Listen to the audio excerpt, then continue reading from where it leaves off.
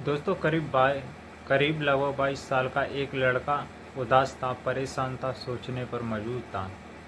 तभी वह अपने दोस्त के पास जाता है। इतनी उदासी कभी उसने नहीं देखी थी और कहता है, तुम बड़े परेशान लग रहे हो, कुछ ऐसा लग रहा है कि कुछ सोच रहे हो। वह कहता है कि मुझे मेरी गर्लफ्रेंड ने बुलाया मिलने के लिए। समझ नहीं आ रहा कि मैं क्या करूं, जाऊं या ना जाऊं। जब इस तरह की बातें आती हैं तब इसका दोस्त कि कहता है कि आपको जब बुलाया है तो मिलने जाना चाहिए, और जब आप जा रहे हो तो आपको प्रोटेक्शन लेने की बहुत ज़रूरत है। प्रोटेक्शन यानी अगर अपनी जो गर्लफ्रेंड है, प्रेम का है, अगर आपने उसके साथ अगर संबंध बनाए, कहीं ऐसा ना हो कि वो प्रेग्नेंट हो जाए। दोस्तों, ये कहानी बहुत ही इंटरेस्टिंग होने वाली है। इस कहानी को पूरा देखें, आपको बहुत कुछ सीखने को मिलेगा। नमस्कार, आदाब, सत श्री अकाल। मैं विजय सोनी और आज की इस एपिसोड में कहानी में आपका बहुत बहुत स्वागत है। अभी तक आपने हमारे चैनल को सब्सक्राइब नहीं किया है तो आप प्लीज़ सब्सक्राइब कर लीजिए, वीडियो को लाइक कर दीजिए और ज़्यादा से ज़्यादा शेयर कीजिए। दोस्तों, आज 31 दिसंबर है और आप ये 2024 जाते जाते 2025 शुरू हो रही है। आप सभी को नई साल की हार्दिक शुभकामनाएं। दोस्तों, आज की जो सच्ची कहानी है वो उत्तर प्रदेश के ज़िला कानपुर के अंतर्गत आने वाले छिबरामऊ इलाके की है। दोस्तों, जब लड़की के परिवार वाले किसी शादी समारोह में अर्थात 14 दिसंबर 2024 को चले जाते हैं तो उस लड़के के पास लड़की कॉल करती है और बुला लेती है। कहती है, आ जाइए, मेरे घर पर कोई नहीं है। मेरे घर पर कोई नहीं है तो लड़का जो अपने दोस्त होता है उससे सलाम मशवरा लेता है, तो वो उससे प्रोटेक्शन अर्थात गर्भ निरोधक गोलियां अर्थात सेक्स पावर बढ़ाने वाली गोलियों के बारे में जानकारी देता है कि आपको कुछ प्रोटेक्शन लेने चाहिए जिससे लड़की प्रेग्नेंट न हो। तो इधर उधर से जानकारी जुटाने के बाद लड़का जब उन टैबलेट सेक्स पावर बढ़ाने वाली टैबलेटों को ले जाता है और रात के लगभग 12 बजे का समय होता है तो घुस जाता है। जो लड़की उधर होती है उसकी 17 साल एज होती है और पास में ही उसके मकान के पास एक भाई था। उसकी लड़की को बुला जाती है कि भाई, मैं घर पे अकेली सो रही हूँ, आप अपनी बिटिया को भेज दीजिए। तो वहाँ से बुला लाती है, अपने घर में सुला लाती है। वैसा उसने इसलिए किया कि कोई इंसान उस पर शक न कर सके। तो ये सब कार्यक्रम जब लड़का उस गोलियों को खा लेता है तो उसमें इतना जोश आ जाता है कि वो प्राकृतिक तरीके से अप्राकृतिक तरीके से उसके साथ संबंध बना देता है।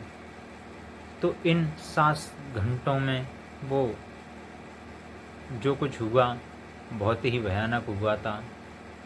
ये तो वही जानती होगी कि उसके साथ क्या बीत रही होगी। लेकिन अब उसकी सुबह लगभग 6-7 बजे के समथिंग उसकी मौत हो जाती है। मौत की खबर जैसे ही उसके इलाके में फैलती है, लोग दंग रह जाते हैं। कहते हैं कि ये सब कैसे हुआ। तो लगभग वहाँ से ही लड़की के घर से 20 किलोमीटर एक गांव पड़ता है नवादा, जहाँ का लड़का होता है कुलदीप कुमार सोवित, जो ये सब किया था। जैसे ही ये सोशल मीडिया, अलग अलग अखबार और प्लेटफॉर्मों से लोगों को पता पड़ता है तो ये सब जानने की कोशिश करते हैं और उस जगह पहुंच जाते हैं। और इनमें से ही कोई व्यक्ति उसे थाने अर्थात पुलिस को इन्फॉर्मेशन कर देता है तो पुलिस आती है। तो उधर जब लड़के के घर वाले आते हैं तो ये सब देखते हैं। जो जेंट्स पर्सन होते हैं वो वहाँ से हट जाते हैं और लेडीज़ों को आगे आते हैं। तो जैसे देखते हैं कि उसके हाथ पैर हिला के देखते हैं तो उसके एक अजीब ही ऐंठन मची हुई थी। बताते हैं कि 8 घंटे के बाद अगर बॉडी जैसी अवस्था में होती है वो वैसे ही पहुंच जाती है। तो जब पुलिस उसे पोस्टमार्टम के लिए ले जाती है तो ले जाने के बाद उसका पोस्टमार्टम किया जाता है और पुलिस इधर जांच पड़ताल या फोरेंसिक टीम होती है उसमें देखभाल पड़ती है। तो उन्हें एक लिफाफा था गोलियों का रैफर मिलता है, तो उसमें जब उनकी जानकारी जुटाते हैं, वो डॉक्टरों से परामर्श लेते हैं, तो वो गोलियां कोई और नहीं थी, वो सेक्स पावर बढ़ाने वाली टैबलेट थी। तो पुलिस वाले कहते हैं कि हो ना हो इस लड़की के साथ बहुत ही गलत हुआ है। तो लड़की का जो कॉल डाटा CDR निकलवाते हैं, तो एक पास ही के गांव कुलदीप का निकलता है। तो कुलदीप को पुलिस उठा लाती है, अरेस्ट कर लेती है। तो कुलदीप इधर उधर को घुमाने लगता है, जो कि आम अपराधी करते हैं, लेकिन वो सत्य बात नहीं आती। तो पुलिस अपने तरीके से समझाती है, तब वो बताता है कि सर इसमें मेरी कोई गलती नहीं है, ये सब जो हुआ है वो हमारी रजाबंदी से हुआ है। हम एक फेसबुक अर्थात सोशल मीडिया के माध्यम से